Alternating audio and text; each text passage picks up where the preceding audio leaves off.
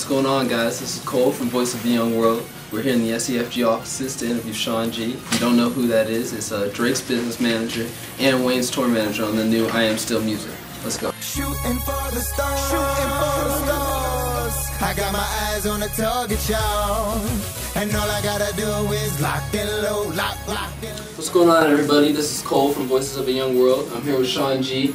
He is responsible for one of the biggest hip-hop tours this year, I Am Still Music. What's interesting to me is that you're clearly a major hip-hop fan. So why did you choose to go into more of the business side than you know, the actual music?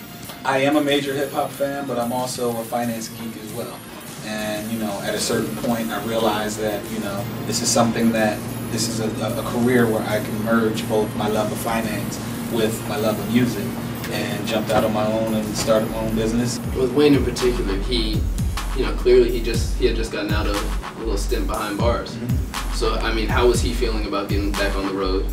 And I mean, you know, how did those negotiations happen? At the end of the day, he wanted to work.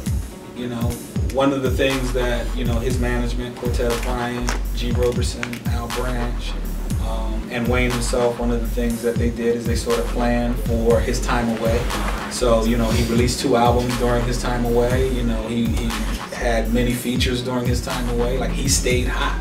So what ended up happening, and not to mention, you know, his label, you know, put out Drake and Nicki Minaj, you know, which were genre-defining artists as well that kept him relevant. So between his music and the music of those that he influenced and that he signed, you know, he actually probably came out more relevant than he was when he went in. One of the things that, you know, helped with Wayne is, you know, like I said, I came in to the Wayne team in 2008.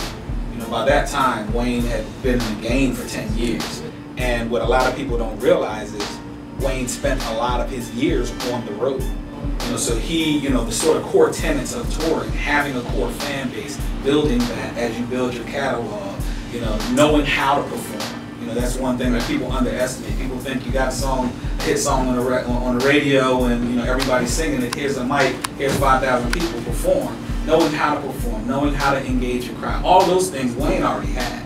So, you know, when they brought me in, it was, okay, how can I utilize and leverage my relationships to really take the business, Wayne's touring business, to another level?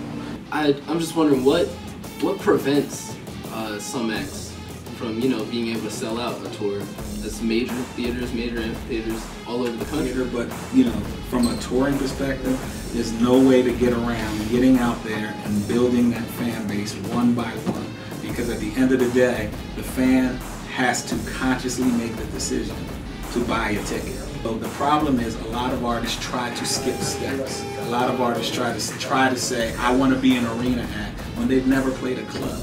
Or I want to be an amphitheater act when they've never played a theater. You have to build that base and you have to go out there and grind.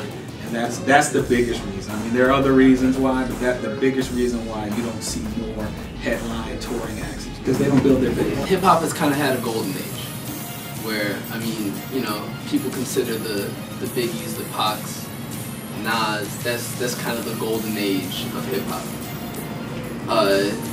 What do you, I mean, how do you respond to that? I think hip-hop is now just becoming what I call a second generational music. You know, it's funny you say Biggie and Pac was hip-hop's golden age, because, you know, I'm in my upper 30s. The golden age for me was Rakim, and you know, that era was golden age for me. I think the fact that people are now considering Pac and Biggie's era hip-hop's golden age actually lends to the fact, the strength and the longevity of hip-hop, because I have a 6-year-old son who's probably in 10 years is going to say J. Cole and Wiz Khalifa was hip-hop's golden age. You know what I mean? So I think what's happening is, you know, the music is spanning across generations and it's connecting emotionally with different people at different times in their lives. And any music genre that has ever, you know, lasted over time, that's what it does.